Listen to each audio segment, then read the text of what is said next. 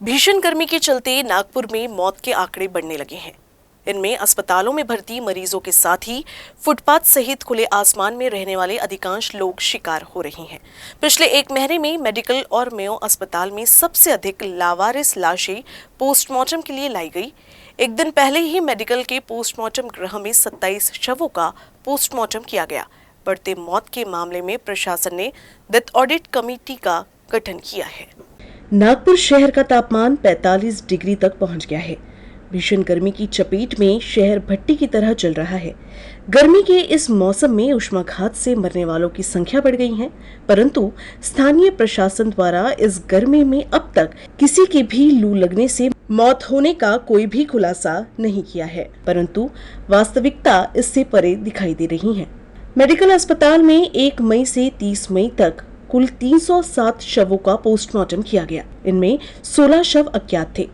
Medical अस्पताल में हर दिन अमूमन 10 से 15 पोस्टमार्टम किए जाते हैं। शुक्रवार को एक ही दिन 27 शवों का पोस्टमार्टम किया गया। हालांकि लावारिस होने के चलते शवों को रखने के लिए जगह कम पड़ने लगी।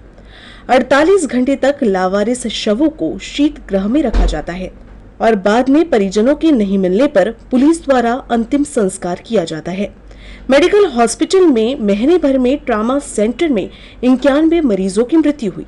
मेडिकल अस्पताल में कुल 400 की मौत हुई। इनमें 44 लोगों को घायल अवस्था में लाया गया था, जिन्हें उपचार के बाद मृत घोषित किया गया। उनकी भी पहचान नहीं हो सकी है। मेयो अस्पताल में पिछले एक महीने में भर्ती मरीजों में से 110 की मृत्यु हुई है, जबकि 44 लावारिस अवस्था में पाए गए थे, जिन्हें जांच के बाद मृत घोषित किया गया। महानगर पालिका सहित सरकारी और निजी अस्पतालों में हीट स्ट्रोक के मरीजों का महज बुखार के मरीज के रूप में इलाज किया जा रहा है, ताकि उष्माघात के मरीजों का रिकॉर्ड रखने और मनपा जिला शल्य चिकित्सक से लेकर स्वास्थ्य उप संचालक व वैद्यकीय संचालक तक जानकारी भेजने से बचा जा सके। इस तरह की चर्चा इन दिनों होने लगी है।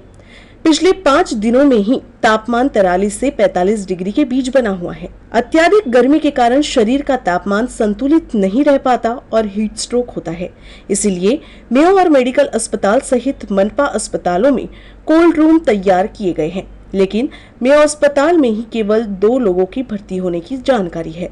मार्च महीने से जब से हीट वेव शुरू हुई है, हीट वेव शुरू होने की तब से हमारे यहाँ प्रशासन के द्वारा जो निर्देश दिए हैं उसके हिसाब से हमारे यहाँ एक कोल्ड वार्ड शुरू किया है। वैसे 10 बेडेड वार्ड है। यदि पेशेंट ज़्यादा होते तो एक 20 बेडेड वार्ड खाली है हमारा, तो 10 बेडेड वार्ड है। वहाँ पे पूरा कूलर्स लगे हैं।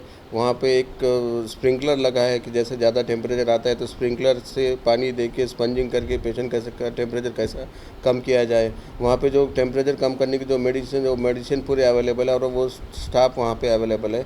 हाँ, कुछ ओपीडी में पेशेंट आए जिनको ज़्यादा बुखार है, लेकिन अभी तक ऐसे एडमिट करने जैसे पेशेंट यहाँ पे आए नहीं। लू के मरीजों का रिकॉर्ड रखने के लिए स्वास्थ्य विभाग को सूचना भेजने समेत अन्य कार्य करने होते हैं और इससे बचने के लिए डॉक्टर द्वारा हीट स्ट्रोक के मरीजों को बुखार का मरीज बता दिया जाता है। दूसरी सबसे बड़ी बात, शहर में लू लगने से मरने वाले अधिकांश लोग खुले आसमान के नीचे रहने वाले लोग थे, जिनके मरने के बाद प्रशासन से उनकी मौत का सवाल पूछने वाला कोई भी नहीं है।